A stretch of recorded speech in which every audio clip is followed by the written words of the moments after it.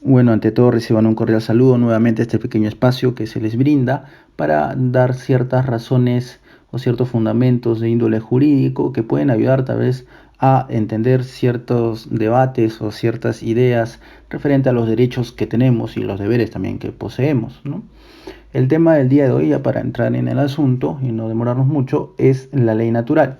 Voy a dividirlo en dos audios porque es un tema tal vez un poquito extenso y me parece que un audio de 10 minutos es suficiente por ahora para luego terminar la idea con otro audio de 10 minutos, ¿no?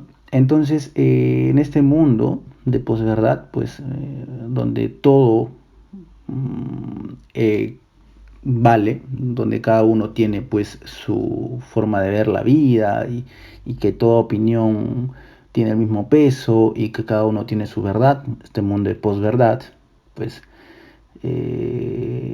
ha conllevado a que se dogmatice ciertas cosas relativas o se dogmatice la relatividad y se cuestionen los valores supremos que pueden existir a través del conocimiento de nuestra propia naturaleza. ¿Y esto por qué lo digo? Porque en este mundo, como vuelvo a repetir, impera, ¿no?, lo que la mayoría determine, o la voluntad de la mayoría. Y esto de cierta manera corre un peligro, corre un riesgo y es dañino y es súper venenoso, porque si la mayoría decide algo injusto, como por ejemplo matar a alguien, se tiene que cumplir. Y esta se consigue como verdad última.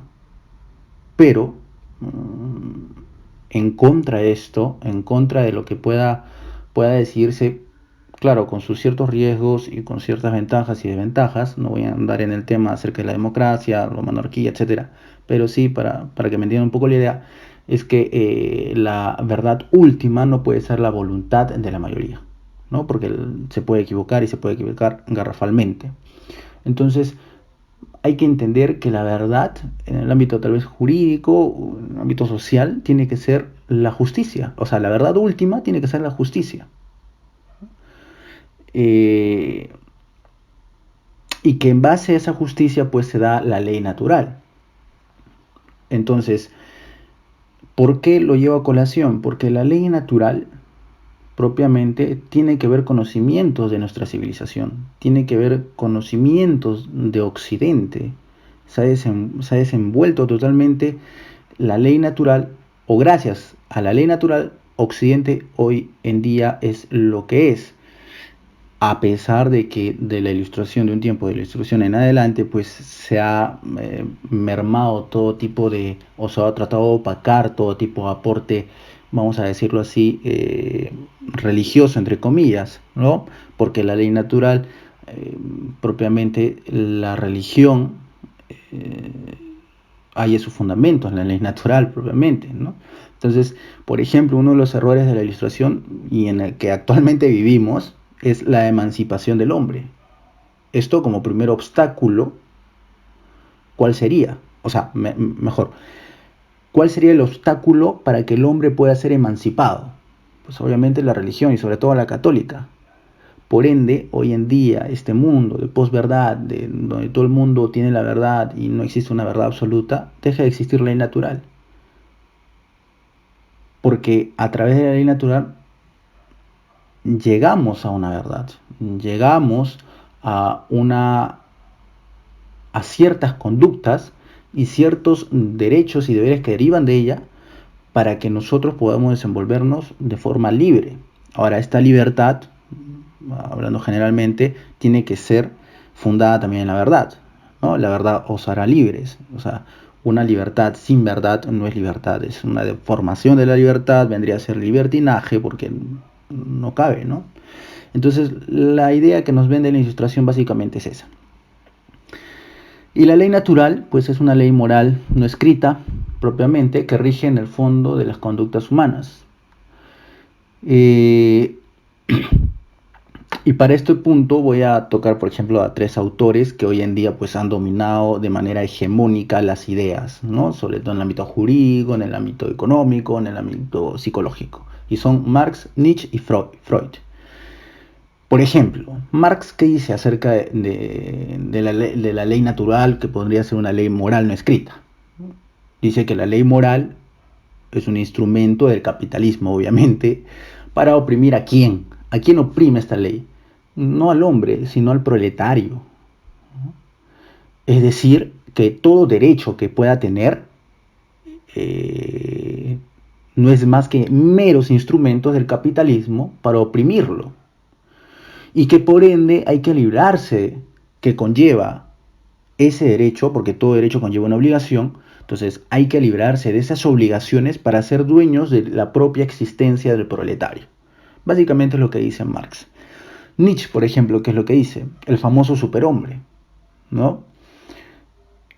Nietzsche lo que busca es que se reemplace el tú debes, obviamente, por el yo quiero.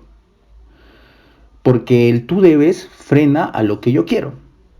Entonces, para que el hombre pueda ser libre, ergo, tiene que liberarse de sus obligaciones propiamente.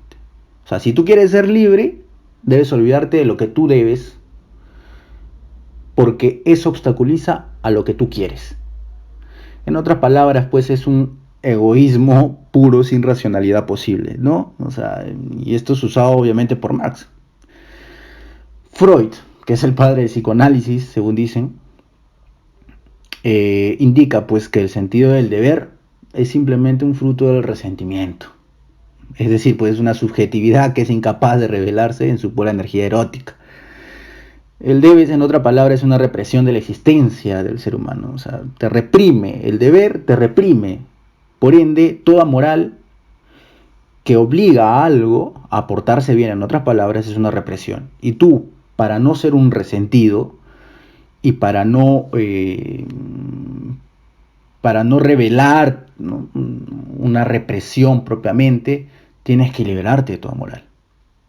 Entonces, básicamente con estos tres autores nos damos cuenta de que hoy en día pues se ha hecho uso desmedido de sus ideas y que nos han vendido de cierta manera, por así decirlo, pues gato por liebre, ¿no? O sea, no hay obligaciones, sí hay derechos, pero no hay deberes, y cualquier cosa te reprime y por ende tú debes pues liberarte de todo ello, ¿no? O sea, ya no es la verdad o será libre, sino libertad para lo que tú quieras. No sé si le suena: fraternidad, libertad, igualdad, ¿no? Entonces el ideal ilustrado nos ha venido vendiendo posteriormente con estos autores esas cuestiones, ¿no? Entonces el meollo del asunto básicamente es identificar qué es la ley natural, ¿no? Identificar qué es la ley natural y cómo se puede identificar la ley natural, ¿no?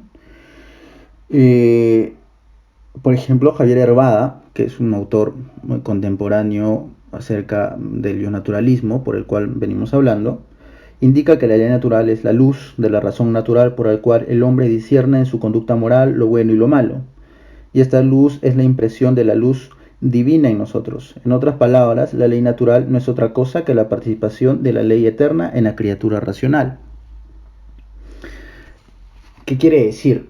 Bueno, que a través de nuestra razón podemos llegar a conocer ciertos, vamos a decirlo así, leyes universales que rigen y que deben regir, nuestra conducta moral. Para los cristianos, el decálogo, de manera perfecta, hablando, no quiero hablar teológicamente, ¿no?, pero el decálogo es la expresión máxima, que es la ley divina positiva propiamente, pero de cierta manera refleja la existencia de la ley natural. Es por eso que, por ejemplo, en el cuarto mandamiento: honrarás a tu padre y a tu madre, puede ser entendido por no sé, un monje budista en el Himalaya, escondido en plenos cerros, que no conoce nada de cristianismo, puede entender perfectamente que debe amar a su padre, o que debe por lo menos honrarlo y respetarlo. De manera imperfecta, sí, ¿no? Porque la perfección podemos encontrar en esos 10 mandamientos y a través de la doctrina católica que se ha venido conociendo, porque es la revelada propiamente, ¿no? Pero estos chispazos de conocimiento que identifican ciertas personas rectas de corazón y rectas de mente, pues pueden conocer acerca de la existencia de la ley natural sin ningún problema. Bueno, ese sería el primer audio referente a lo que es la ley natural, ¿no? Para luego suceder a un segundo audio y poder completar la idea central de lo que es la ley natural, porque con esto comprenderemos qué es un derecho humano, para qué sirve o de qué manera nos beneficia y qué involucra a cada derecho humano, qué deber puede involucrarnos, ¿no? Más allá de los conceptos hegemónicos y que hoy en día imperan, lamentablemente, impuestos por ciertas ideologías, sobre todo pues ideologías sobre todo fundamentadas por ejemplo en Marx, en Nietzsche, en Freud y en Kant, que es una mezcla entre quién sabe qué, pero es una mezcla, a veces tiene cosas muy interesantes, pero otras cosas también de cierta manera por una persona que se consigue católica patina, ¿no? Entonces, básicamente esto es el primer audio, espero que haya quedado un poco claro. Y ya con el segundo audio, como voy a repetir, ya podremos cerrar la idea de lo que es la ley natural para suceder luego a andar propiamente en los derechos, ¿no? De cada persona. El derecho al matrimonio, no sé, el derecho a la vida, que es muy importantísimo, etcétera, ¿no? Entonces, eso sería hasta hoy todo.